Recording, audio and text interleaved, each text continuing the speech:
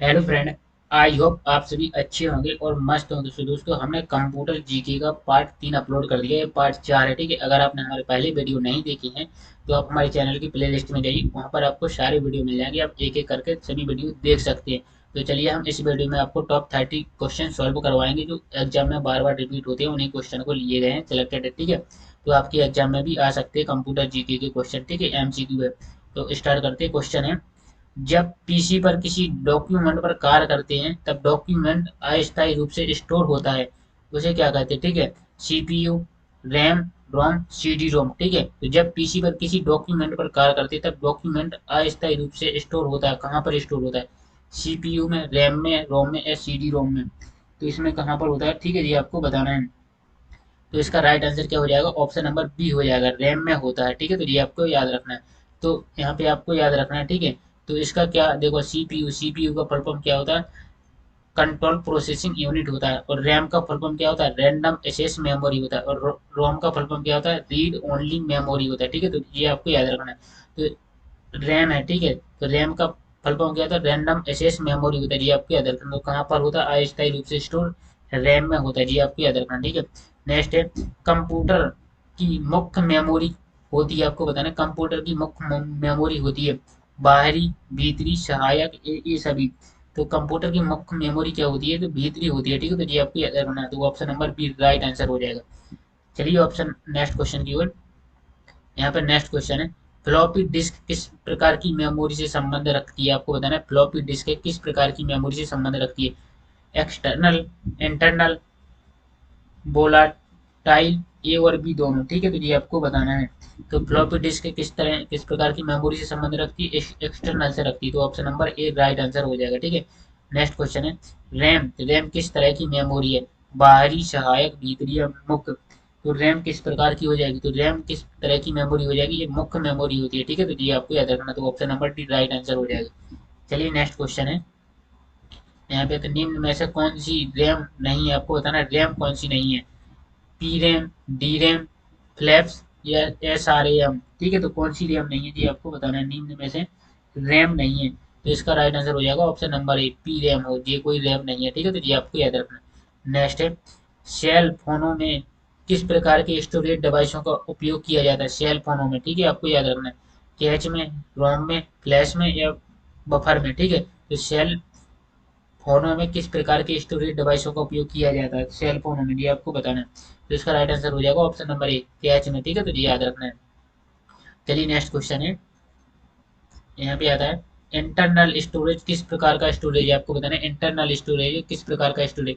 Virtual, primary, secondary, इनमें से कोई नहीं? तो ये आपको बताना है किस प्रकार का इंटरनल स्टोरेज किस प्रकार का स्टोरेज है। ये प्राइमरी स्टोरेज है। तो option number B right answer हो जाएगा, ठीक है। तो ये याद रखना है। चलिए नेक्स्ट है, किस मेमोरी में रखा डाटा बिजली जाते ही समाप्त हो जाता है? किस मेमोरी में रखा डाटा बिजली जाते ही समाप्त हो जाता है? रैम में, फ्लॉपी में, सीडी में या डिस्क में, ठीक है। तो इसका राइट आंसर क्या हो जाएगा? ऑप्शन नंबर ए हो जाएगा, ठीक है। तो रैम में, किस मेमोरी में रखा डाटा बिजली जाते ही समाप्त हो जाता है? रैम हो जाएगा इसका राइट आंसर, ठीक है। तो याद रखना है आपको। तो चलिए नेक्स्ट क्वेश्चन है, तो सीडी, क्या सीडी को कॉम्पैक्ट डिस्क के अलावा अन्य किस नाम से भी जाना जाता है? सीडी को कॉम्पैक्ट डिस्क के अलावा अन्य किस नाम से जाना जाता है? Project disk, objective disk, optical disk या ये सभी? तो इसका राइट आंसर क्या हो जाएगा? ऑप्शन नंबर सी हो जाएगा, ऑप्टिकल डिस्क हो जाएगा, ठीक है। तो इस नाम से भी जाना जाता है, तो ऑप्टिकल डिस्क के नाम से भी सीडी को कॉम्पैक्ट डिस्क के अलावा अन्य किस नाम से जाना जाता है? तो ऑप्टिकल डिस्क के नाम से जाना जाता है, ठीक है। तो ये याद रखना। नेक्स्ट है, सबसे कॉमन प्रकार की स्टोरेज डिवाइसेस है, तो आपको बताना है सबसे कॉमन प्रकार की स्टोरेज डिवाइसेस है। ऑप्टिकल, मैग्नेटिक, मैग्नेटिक या परसिस्टेंट, परसिस्टेंट, ठीक है। फिर ये आपको बताना है। तो इसका राइट आंसर क्या हो जाएगा? ऑप्शन नंबर सी हो जाएगा, मैग्नेटिक हो जाएगा, ठीक है। तो ऑप्शन नंबर सी क्या है? मैग्नेटिक। सबसे कॉमन प्रकार की स्टोरेज डिवाइसेस है, मैग्नेटिक हो जाएंगी, ये आपको याद रखना है। चलिए नेक्स्ट क्वेश्चन है, यहाँ पे आता है सीडी, सीडी से आप क्या कर सकते हैं? आपको बताना कि सीडी से आप क्या कर सकते हैं। तो सीडी से आप क्या कर सकते हैं? पढ़ सकते हैं, लिख सकते हैं, पढ़ और लिख सकते हैं, या तो पढ़ सकते हैं या लिख सकते हैं। तो सीडी से आप क्या कर सकते हैं? तो ये आपको बताना है, ठीक है। तो सीडी से आप क्या कर सकते हैं? पढ़ और लिख दोनों सकते हैं। तो option number C right answer हो जाएगा। सी डी से आप क्या कर सकते हैं, पढ़ और लिख सकते हैं, ठीक है। नेक्स्ट क्वेश्चन, निम्न में से कौन सा ऑप्टिकल डिस्क का उदाहरण है, आपको बताना है ऑप्टिकल डिस्क का उदाहरण कौन सा है।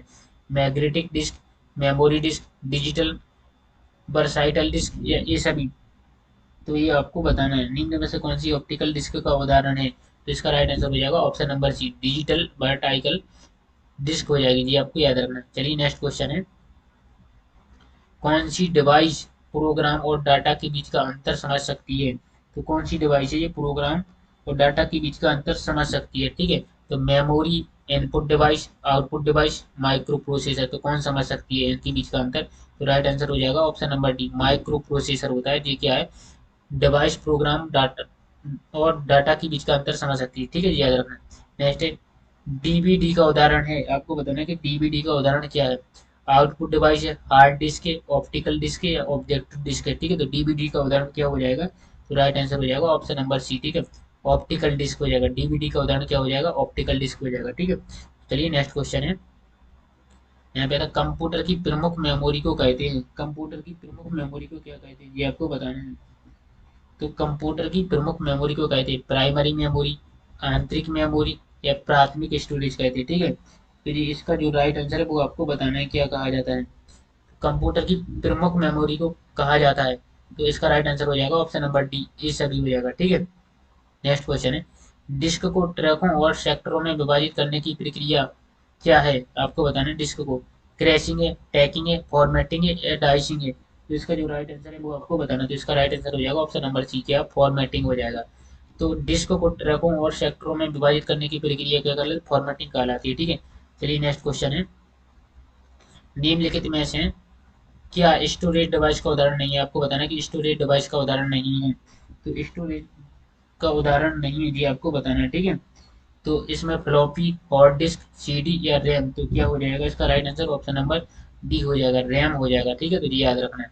नेक्स्ट है, फाइल सिस्टम स्थायी रूप से संग्रहण में रहता है, आपको बताना है फाइल सिस्टम स्थायी रूप से संग्रहण में रहता है। तो इसका क्या होता है, डिवाइस में, प्राइमरी में, सेकेंडरी में, या डायरेक्ट मेमोरी में। तो इसका राइट आंसर हो जाएगा ऑप्शन नंबर सी, सेकेंडरी में रहता है, ठीक है। तो ये याद रखना है आपको।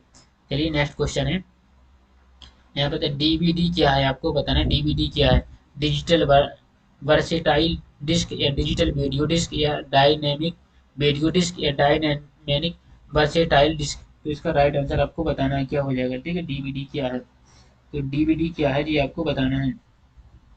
तो इसका राइट आंसर हो जाएगा ऑप्शन नंबर बी, तो डिजिटल वीडियो डिस्क हो जाएगा। डीवीडी क्या है, डिजिटल वीडियो डिस्क हो जाएगा। चलिए नेक्स्ट क्वेश्चन है, सीपीयू के लिए सामान्य गणित परफॉर्म करता है। सीपीयू के लिए सामान्य गणित परफॉर्म करता है। DIMM, DUS, ALU, रजिस्टर, तो क्या करता है ये आपको बताना। तो इसका राइट आंसर हो जाएगा ऑप्शन नंबर सी, ALU, ठीक है। तो ये याद रखना है। चलिए नेक्स्ट क्वेश्चन है, तो मदरबोर्ड के कंपोनेंट्स के बीच इंफॉर्मेशन किसके माध्यम से ट्रेवल करता है, जी आपको बताना है। पेरिफेरल्स के द्वारा, फ्लैप मेमोरी के द्वारा, CMOS के द्वारा, BUS के द्वारा, किसके द्वारा करता है मदरबोर्ड में, ठीक है। तो इसका राइट आंसर हो जाएगा ऑप्शन नंबर डी, क्या BUSO, बस इसके अंदर करता है, ठीक है, याद रखना। नेक्स्ट क्वेश्चन है, कंप्यूटर का मुख्य पटल कहलाता है। कंप्यूटर का मुख्य पटल क्या कहलाता है, मदरबोर्ड, फादरबोर्ड, कीबोर्ड, या ये सभी। तो क्या कहलाता है जी आपको बताना है, ठीक है। कंप्यूटर का मुख्य पटल क्या कहलाता है, तो इसका राइट आंसर हो जाएगा ऑप्शन नंबर ए, तो मदरबोर्ड हो जाएगा। कंप्यूटर का मुख्य पटल कहलाता है मदरबोर्ड, ये याद रखना, ठीक है। चलिए नेक्स्ट क्वेश्चन है, पीसी का पूरा नाम है, आपको बताना पीसी है का पूरा नाम क्या होता है। Public computer, personal computer, private computer, A, B और सी दोनों। तो इसका राइट आंसर क्या हो जाएगा, ऑप्शन नंबर बी हो जाएगा, पर्सनल कंप्यूटर होता है। पीसी कंप्यूटर, पीसी का पूरा नाम होता है पर्सनल कंप्यूटर, ठीक है, ये याद रखना। चलिए नेक्स्ट है, एक्सरसाइज जिस स्थान पर सिस्टम यूनिट से जुड़ते हैं उसे क्या कहते हैं। एक्स सीरीज, एक्स सीरीज है ना, एक्स सीरीज जिस स्थान पर सिस्टम यूनिट से जुड़ते हैं उसे क्या कहते हैं, रिंग, पोर्ट, बस, एस, तो उसे क्या कहते हैं, ठीक है। तो ये आपको बताना है उसे क्या कहते हैं। तो इसका राइट आंसर हो जाएगा ऑप्शन नंबर बी, पोर्ट हो जाएगा, ठीक है। तो ये याद रखना है। चलिए नेक्स्ट क्वेश्चन है, कंप्यूटर में IBM का पूरा नाम है, आपको बताना कंप्यूटर में IBM का पूरा नाम क्या होता है। International business machine, international brain machine, Indian brain machine, Indian business machine. तो इसका क्या राइट आंसर हो जाएगा, ये आपको बताना है। IBM का पूरा नाम क्या है ये आपको बताना है, ठीक है। तो इसका राइट आंसर हो जाएगा option number A, international business machine होता है। IBM का पूरा नाम क्या होता है? इंटरनेशनल बिजनेस मशीन होता है, ये आपको याद रखना है। चलिए नेक्स्ट क्वेश्चन है, विशेष प्रकार के संगीत उपकरणों को साउंड कार्डों से कौन सा पोर्ट जोड़ता है, कौन सा पार्ट जोड़ता है, ठीक है जी आपको याद रखना है। बस, मिनी, USB या मिडी, ठीक है। तो इसका राइट आंसर क्या हो जाएगा? ऑप्शन नंबर डी हो जाएगा, MIDI, जी आपको याद रखना है। चलिए नेक्स्ट क्वेश्चन है, संपूर्ण कंप्यूटर प्रणाली के लिए संप्रेषण नियंत्रण करता है, संपूर्ण कंप्यूटर प्रणाली के लिए संप्रेषण नियंत्रण करता है मदरबोर्ड, प्रोसेसर, सेमीकंडक्टर या को प्रोसेसर, ठीक है। तो इसका राइट आंसर क्या है ये आपको बताना। तो इसका राइट आंसर हो जाएगा ऑप्शन नंबर ए, मदरबोर्ड हो जाएगा, ठीक है। तो ये आपको याद रखना है। तो संपूर्ण कंप्यूटर प्रणाली के लिए संप्रेषण नियंत्रण करता है मदरबोर्ड।